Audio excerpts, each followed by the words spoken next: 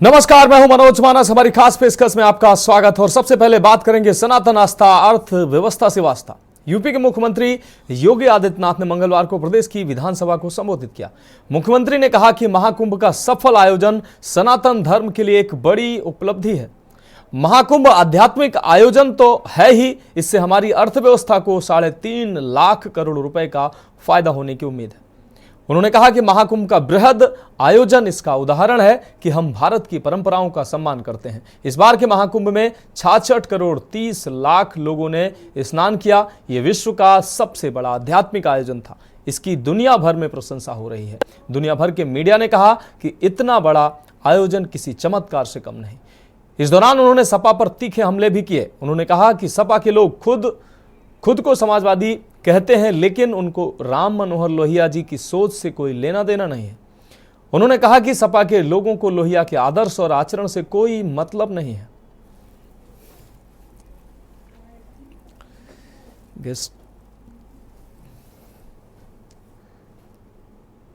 प्रयागराज का महाकुंभ अपनी भव्यता, अपनी दिव्यता और अपनी उस विरासत को आने वाली पीढ़ी को छोड़ करके संपन्न हो चुका है। आप कानून व्यवस्था की बात कर रहे थे। 45 दिनों में 66 करोड़ 30 लाख से अधिक श्रद्धालु और पूज्य संत देश और दुनिया से प्रयागराज आए। 66 करोड़ में से आप मान के चलिए, पहले तो ज्यादा नहीं तो कम से कम आधी आबादी तो महिलाओं की रही होगी, क्योंकि महिलाएं ज्यादा धार्मिक होती हैं। और एक भी छेड़खानी की घटना नहीं, एक भी अपहरण की घटना नहीं, एक भी लूट की घटना नहीं, एक भी हत्या की घटना नहीं, एक भी कोई ऐसा उदाहरण नहीं जो उत्तर प्रदेश को या भारत को या सनातन धर्मावलंबियों को कटघरे में खड़ा करता हो। और इस खबर पर ज्यादा जानकारी के लिए हमारे ब्यूरो चीफ अभ्युदय अवस्थी हमारे साथ जुड़ गए हैं। अभ्युदय, अगर बात करें, मुख्यमंत्री योगी आदित्यनाथ आज महाकुंभ को लेकर सदन में खूब गरजे। इस दौरान उन्होंने महाकुंभ को लेकर जहां तारीफ किया, उन्होंने कहा कि विश्व का सबसे बड़ा ये आयोजन था। ये न सिर्फ ये सनातन का आयोजन था, धार्मिक आयोजन था, बल्कि अर्थव्यवस्था को में जीवन देने वाला है। 3.5 लाख करोड़ रुपया ये अर्थव्यवस्था में योगदान देने वाला ये आयोजन था। इस दौरान उन्होंने सपा पर भी जमकर हमला बोला। उन्होंने कहा कि सपा समाजवादी अपने आप को तो कहते हैं सपाई, लेकिन राम मनोहर लोहिया की विचारधारा से कोई लेना देना नहीं है। क्या कहेंगे अभ्युदय? नेता प्रतिपक्ष माता प्रसाद पांडे ने जो सवाल उठाए थे कि मुख्यमंत्री के प्रति की सांप्रदायिक हैं, और इन सब विषयों पर बहुत ही विस्तार से जवाब देते हुए सपा पर हमला बोला और उन्होंने लोहिया की विचारधारा को पर न चलने का दावा किया और माता प्रसाद पांडे के बयानों को साफ तौर पर नकार दिया। और उन्होंने अपने जो बजट की चर्चा थी, बजट की चर्चा के दौरान उन्होंने बताया कि जो जिस तरीके से 7-7.5 हजार करोड़ रुपए खर्च करके 3.5 लाख करोड़ का रेवेन्यू लाने के जो उद्यमिता का जो एक बेहतरीन उदाहरण पेश किया है उत्तर प्रदेश ने, वो और जो 66 करोड़ 30 लाख से अधिक श्रद्धालुओं का आना और क्राउड मैनेजमेंट की बेहतरीन उपलब्धि को गिनाते हुए योगी आदित्यनाथ ने आज जमकर जो है विपक्ष को लताड़ा। और जो बजट के मुख्य बिंदु थे, उन्होंने बजट को भी काफी विस्तार से बताया कि किस तरीके से बजट को बढ़ाया गया है, वित्तीय घाटे को कम किया गया है। और जहां तक आप देख रहे होंगे कि जो उन्होंने आंकड़े दिए थे आरबीआई के जो गाइडलाइन थी, उस पर उन्होंने विस्तार से बताया कि कैसे उन्होंने अपने जो सीडी रेशियो था उसमें कैसे बढ़ोतरी की है और किस प्रकार से जो बजट 2024-25 है उसमें कैसे योगदान दे रहे हैं। और जीडीपी में हम उत्तर प्रदेश जो है अब योगदान देने वाला, भारत की जीडीपी में योगदान देने वाला 7वें नंबर से बढ़कर दूसरे नंबर का राज्य बन गया है। वो उस उपलब्धि को उन्होंने गिनाया। और जो डायरेक्ट बैंक ट्रांसफर के माध्यम से जो पैसा दिया जाना है, उसको उन्होंने बजरंगबली की गदा कहा और कहा कि भ्रष्टाचार और बेईमानी पर कठोर प्रहार करेंगे। इस बार बजरंगबली की गदा से हम कठोर प्रहार करेंगे।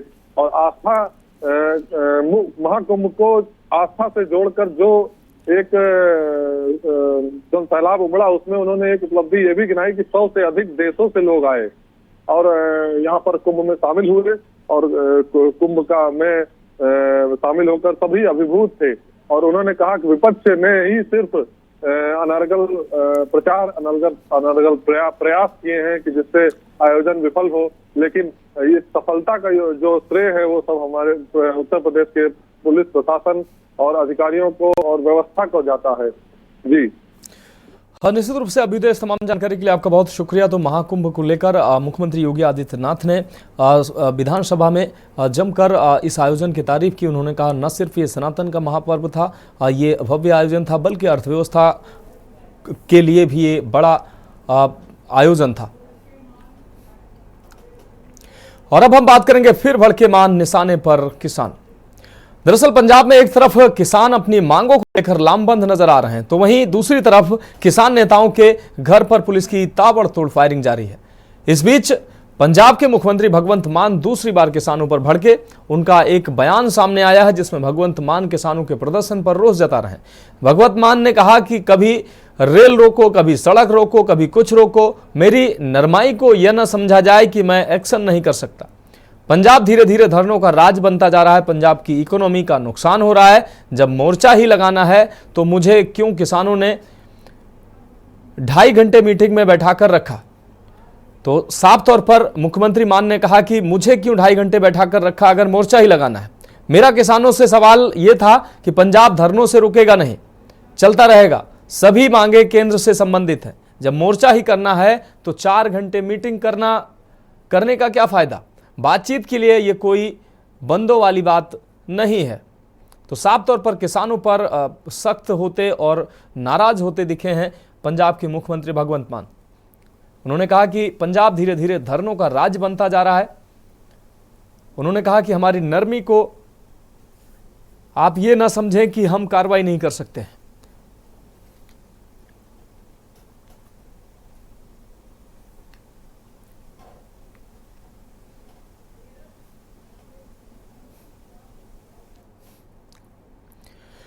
और अब हम बात करेंगे रेलवे प्रमोशन परीक्षा, सीबीआई का शिकंजा।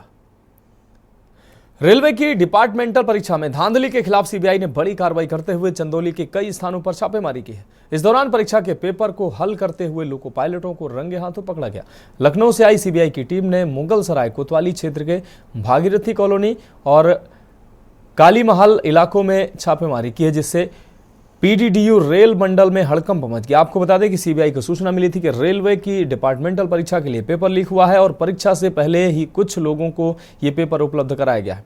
इस सूचना के आधार पर सीबीआई के डिप्टी एसपी के नेतृत्व में 12 से अधिक अधिकारियों की टीम ने भागीरथी कॉलोनी और काली महल इलाके में छापेमारी की। छापेमारी के दौरान सीबीआई ने लोको पायलटों को परीक्षा के प्रश्न पत्र हल करते हुए पकड़ा। इसके अलावा परीक्षा में इस्तेमाल किए जाने वाले पेपर भी बरामद किए हैं। चंदौली रेलवे प्रमोशन में धांधली को लेकर सीबीआई की बड़ी कार्रवाई सामने आई है। पूर्व मध्य रेलवे डिवीजन कार्यालय पर पहुंची सीबीआई टीम लखनऊ की टीम ने यह छापेमारी की है। इस दौरान कॉन्फ्रेंस हॉल में अधिकारियों से पूछताछ की गई। रेलवे प्रमोशन परीक्षा के पेपर लीक का यह पूरा मामला है। 30 से ज्यादा लोगों को सीबीआई ने इस दौरान डिटेन किया है, जिसमें senior D operation Sushant Parashar को सीबीआई ने हिरासत में भी लिया है। सीबीआई ने अब तक करोड़ों, आपको बता दें 1 करोड़ से ज्यादा रुपए और पेपर जब्त किए हैं। डीआईजी सीबीआई शिवानी तिवारी के नेतृत्व में ये कार्रवाई हुई है। तो रेलवे प्रमोशन परीक्षा का पेपर लीक होने का मामला, रेलवे प्रशासन प्रमोशन में धांधली को लेकर सीबीआई की बड़ी कार्रवाई देखने को मिली है। पूर्व मध्य रेलवे डिवीजन कार्यालय पहुंची सीबीआई टीम। सीबीआई की लखनऊ टीम ने यह छापेमारी की है।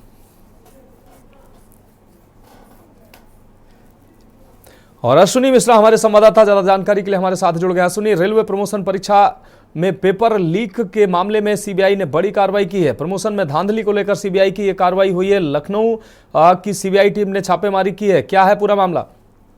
जी बताना चाहेंगे कि ये जनपद के लिए सबसे बड़ी सीबीआई की अब तक की छापेमारी है। ये छापेमारी ऐतिहासिक छापेमारी है और इसमें कुल रेलवे के 2 अधिकारियों सहित 26 लोगों को सीबीआई अपने कस्टडी में लेकर के लखनऊ रवाना हो गई है और लगभग कुल 18 घंटे छापेमारी चली है और पूछताछ चला है। उस अधिकारियों की टीम में एक सीनियर डीईओ थे सुशांत पासर और उनके एक अधिकारी और हैं। उसमें 19 जो लोको पायलट से निरीक्षक बनने वाले थे वो भी परीक्षार्थी थे। तो इन लोगों का पहले से ही रेकी सीबीआई कर रही थी। लगभग 1 हफ्ते से मुगलसराय में सीबीआई गोपनीय तरीके से रह रही थी पंडित दीनदयाल उपाध्याय नगर में और सारे 19 कैंडिडेट 19 सीटें थी उसमें 19 कैंडिडेट आज रात को आए थे और होटलों में उनको ठहराया गया था।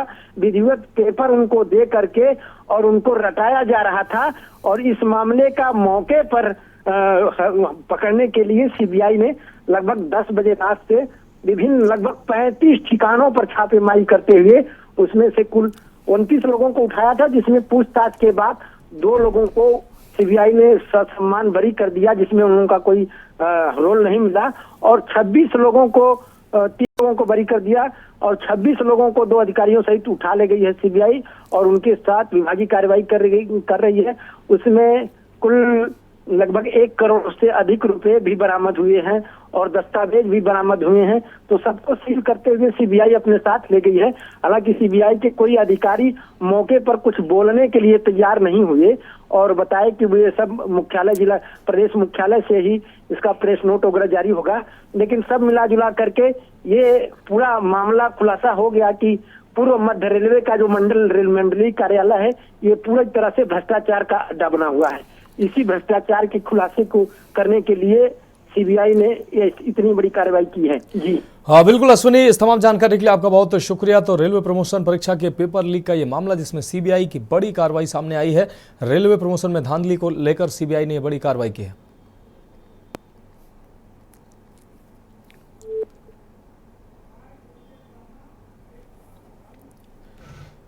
और आगे हम बात करेंगे high voltage drama ring ceremony में हंगामा। एक ब्रेक के बाद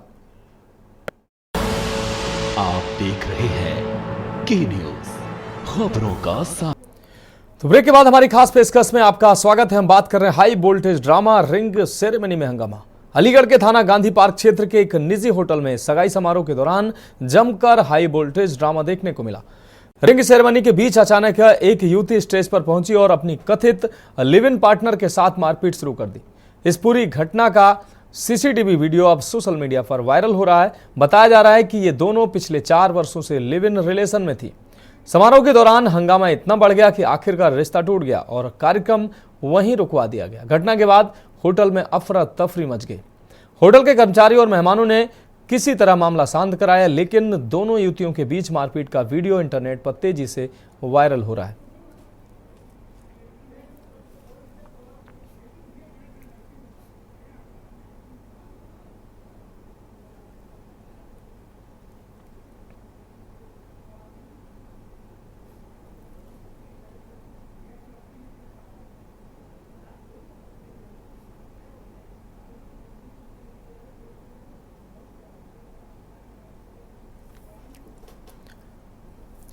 और अब हम बात करेंगे सिस्टम की मार, दिव्यांग लाचार।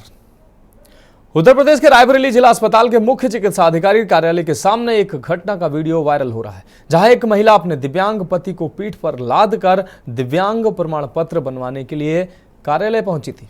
उसको स्वास्थ्य विभाग की तरफ से स्ट्रेचर न उपलब्ध हो पाने के कारण उसने अपने पति को पीठ पर लाद कर ले जाने पर मजबूर होना पड़ा। इस घटना का वीडियो सोशल मीडिया पर तेजी से वायरल हो रहा है, जिसने स्वास्थ्य विभाग की व्यवस्थाओं पर गंभीर सवाल खड़े कर दिए हैं। जानकारी के मुताबिक महिला अपने पति का दिव्यांग कार्ड बनवाने के लिए सीएमओ कार्यालय आई थी। पति की शारीरिक अक्षमता के कारण उसे चलने में असमर्थता थी और परिवार की आर्थिक स्थिति इतनी कमजोर थी कि उनके पास व्हीलचेयर या कोई अन्य साधन उपलब्ध नहीं थे।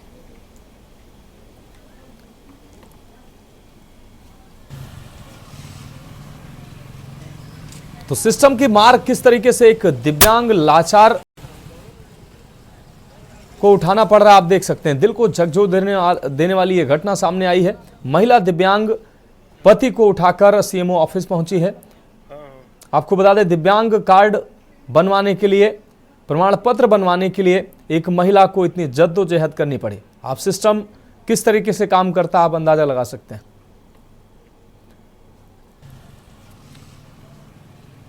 तो दिल को झकझोर देने वाली ये घटना सामने आई है। ये वीडियो आप देखकर अंदाजा लगा सकते हैं। स्ट्रेचर उपलब्ध नहीं करवाया गया और खुद इतनी आर्थिक रूप से ये परिवार इतना मजबूत नहीं है कि ये महिला जो है अपने पति के लिए स्ट्रेचर खरीद सके, व्हीलचेयर खरीद सके।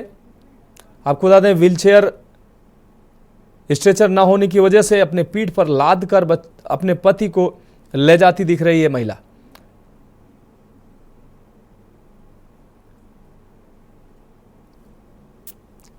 तो पति का दिव्यांग प्रमाण पत्र बनवाने के लिए महिला अपने पति को सीएमओ ऑफिस अपने पीठ पर लाद कर पहुंची। स्ट्रेचर न मिलने की वजह से वो खुद अपने पीठ पर लाद कर पति को पहुंची।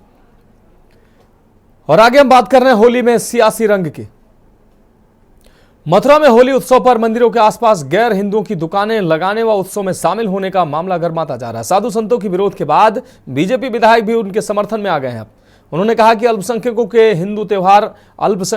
हिंदू त्योहारों में शामिल होकर लव जिहाद और छेड़छाड़ जैसी घटनाओं की आशंका रहती है। अखिल भारतीय संत समिति और धर्म रक्षा संघ के साधु संतों ने मांग का स्वागत किया है।